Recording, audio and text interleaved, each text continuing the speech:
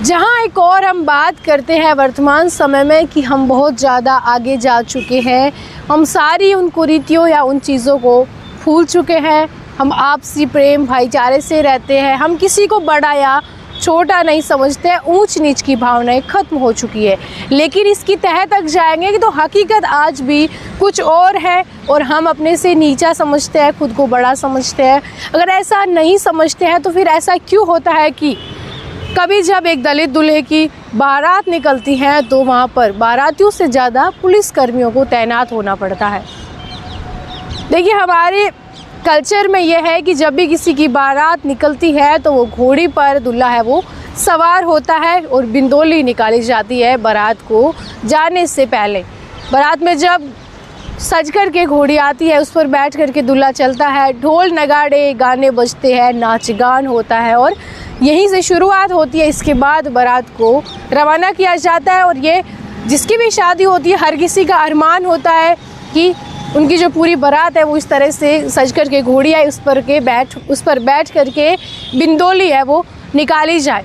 लेकिन आज भी गाँवों में ऐसा होता है कि घोड़ी पर बैठ कर के बिंदोली निकालनी नहीं दी जाती है। नहीं पता कि ये कौन लोग होते हैं, कहाँ से आते हैं ऐसी मानसिकता के लोग कि आज भी अगर उनको पसंद नहीं है कि किसी दलित जो जाति है वहाँ का लड़का जो अपनी शादी कर रहा है तो बारात जो उसकी बन रही है तो वो घोड़ी पर बैठ करके अपनी बिंदोली निकाले।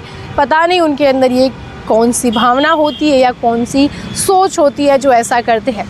झुंझुनू की खेतड़ी में ये राकेश कुमार की बारात निकल रही थी और इतने में उनको गांव के कुछ ऐसे लोग थे जिन्होंने बोला कि आप बिंदोली निकालोगे तो घोड़ी पर निकाल नहीं सकते। ऐसे में परिजन है वो थोड़े डर गए, एसपी के पास गए, एसपी शरद चौधरी के पास गुहार लगाई कि आप आइए अपनी पूरी टीम के साथ वहाँ पर रहिए हमारी सुरक्षा के लिए, तभी हम बारात है वो निकाल पाएंगे। एसपी ने पुलिसकर्मियों की टीम भेजी वहाँ पर पुलिस लाइन से और 60 पुलिसकर्मियों की तैनाती के बाद राकेश कुमार की बिंदोली वहाँ नाच गान के साथ पूरी घोड़ी पर बैठ करके निकाली गई। ये एक घटना नहीं है, इससे कुछ दिन पहले भी अजमेर में ही ऐसा हुआ था जहाँ पर 75 पुलिसकर्मियों की देखरेख और उनकी तैनाती के अंदर जो एक बैंककर्मी की जो बारात है वो निकाली गई थी।